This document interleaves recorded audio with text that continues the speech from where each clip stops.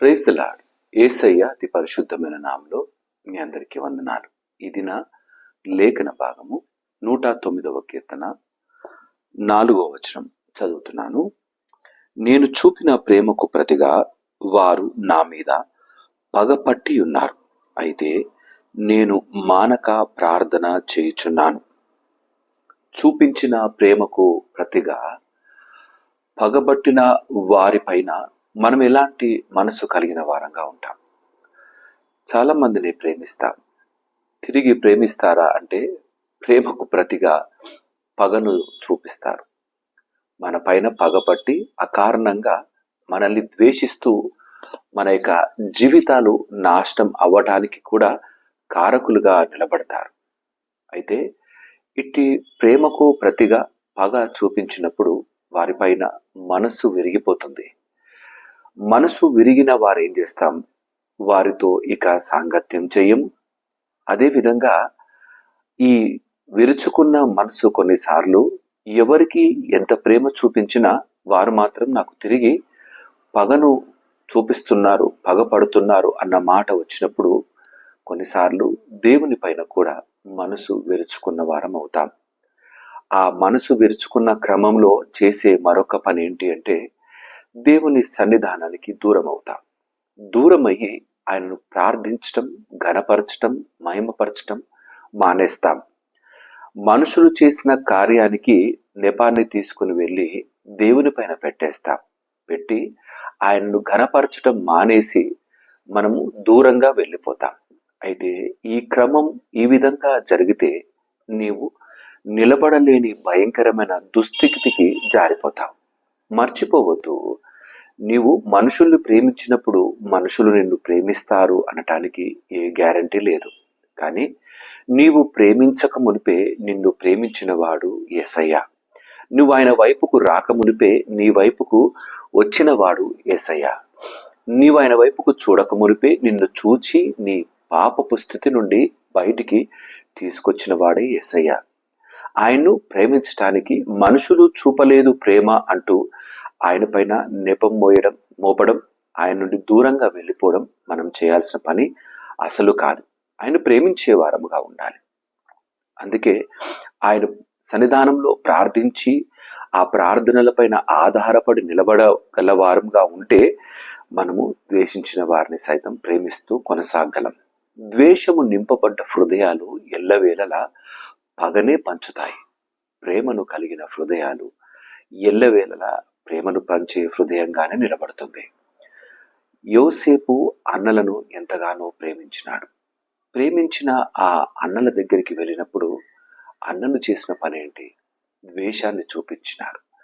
పగ పెట్టుకొని అదిగో కలలు కనేవాడు వస్తున్నాడు రా అంటూ యోసేపు గురించి చాలా భయంకరంగా ప్రవర్తన చేసినారు. అయితే ఈ క్రమంలో యోసేపు వారిపైన పగ పెంచుకున్నాడా అంటే లేదు. ఎల్లవేళలా అన్నల కొరకు, తండ్రి కొరకు, తన కుటుంబం కొరకు ఆలోచన కలిగిన వాడుగా ఉన్నాడు. ఒక దినాన తిండి గింజల కొరకు అన్నలు వస్తే వారిపైన ప్రేమే చూపించాడు, కానీ పగను చూపించలేదు. దేవుని సన్నిధానంలో ప్రార్థించేవారు ప్రేమను చూపించి నిలబడతారు. అయితే యేసయ్య ప్రేమ మన ప్రేమ కన్నా ఎంతో 1000 కోట్ల రెట్లు ఎక్కువ కలిగిన ప్రేమ ఆయనది. అందుకే ఆయన మనల్ని ప్రేమించినాడు. ఆ సిలువలో ఆయనను మనము నలగొడుతున్నా, విరగ్గొడుతున్నా, ఆయనకు చిత్రహింసలు పెడుతున్నా, ఆయన నానా మాటలు అంటున్నా, ఆయన అన్న మాట, తండ్రి వీరేమి చేయుచున్నారు, వీరెరుగరు గనుక వీరిని క్షమించు. మన బ్రతుకులో ఇట్టి ప్రేమ వర్షాన్ని వర్షింపజేసినాడు యేసయ్య. ఆయన కలిగి కొనసాగుదా. నీ మీద పగబట్టిన వారితో కాదు నీ జీవితం, నిన్ను ప్రేమించి నిన్ను నిలబెట్టిన ఆ యేసయ్యతో నీ జీవితం. కాబట్టి ఆయన్ను ప్రేమించే వారంగా, ఆయనకు ప్రార్థించే వారంగా ఉందాం. యేసయ్య సన్నిధానంలోని ప్రార్థనలకు గొప్ప జవాబుంది. నీ మీద పగబట్టిన వారు నిన్ను అగత్పాతాలోనికి తొక్కివేయడానికి ప్రయత్నం చేసినా ఆ ప్రయత్నాలన్నీ విఫలమే అవుతాయి. ఎందుకంటే సఫలపరిచే యేసయ్య నీ పక్షాన ఉంటాడు. మర్చిపోవద్దు. ఈ నమ్మకమైన మాటలు హృదయంలో దాచుకుందాం. యేసయ్య మన పక్షంలో ఉన్నాడు. పగబట్టేవారు మనల్ని ఏమీ చేయలేరన్న మాటతో ముందు కొనసాగుదాం.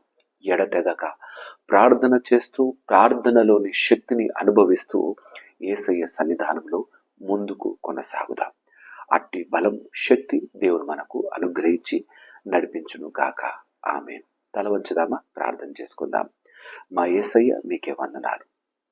మేము ప్రేమిస్తున్న వారు మా పైన పగను విషాన్ని చిమ్ముతున్నారు. నా తండ్రి, అట్టి వారి కొరకే ప్రత్యేకంగా ప్రార్థన చేస్తున్నాం. ఆయన నీ ప్రేమను వారిలో నింపమని ప్రార్థిస్తున్నాం. అయ్యా, మరొక మాట, మేము నా తండ్రి ఇతరుల పట్ల ద్వేషాన్ని కలిగిన వారముగా ఉండి నిన్ను ప్రార్థించడం మానివేస్తామేమో, నీ పైన మేము నా తండ్రి నెపం మోపేవారంగా అయిపోతామేమో. అయ్యా, ఈ దుస్థితి మాలో కలగకుండా, అపవాది ఈ కఠినమైన హృదయాన్ని మాలో ఉంచకుండా నాయన నీవు మాకు తోడై ఉండండి. నా తండ్రి, ఎడతెగక నీ సన్నిధానంలో ప్రార్థిస్తూ నీ కాపుదలలో బ్రతికే జీవితాన్ని మాకు మెండుగా అనుగ్రహించమని. అయ్యా, ఎవరైనా సరే బిడ్డలు నా తండ్రి నాయన నెమ్మది లేని స్థితిలో ఉంటే వారి కొరకై ప్రత్యేకంగా ప్రార్థన చేస్తూ ఉన్నాను. హృదయంలో ప్రశాంతతను, నెమ్మదిని అనుగ్రహించి ఆయన నీ సన్నిధానం చేస్తున్న ప్రతి ప్రార్థనలకు జవాబు అనుగ్రహించి నీ కృపలో భద్రపరిచి నడిపించమని స్తుతులు చెల్లిస్తూ ఈ దిన దీవెన ఆశీర్వాదాలతో నింపమని యేసయ్య నామమున అడిగి ప్రార్థించి వేడుకుంటున్నాము నా తండ్రి. ఆమేన్. దేవుడు మిమ్మల్ని అందరినీ దీవించి ఆశీర్వదించును గాక. అందరికీ ప్రైజ్ ద లార్డ్. వీలైనంత మట్టుకు యొక్క వాక్యాన్ని అనేకులకు షేర్ చేయడానికి ప్రయత్నం చేయండి. అందరికీ ప్రైజ్ ద లార్డ్.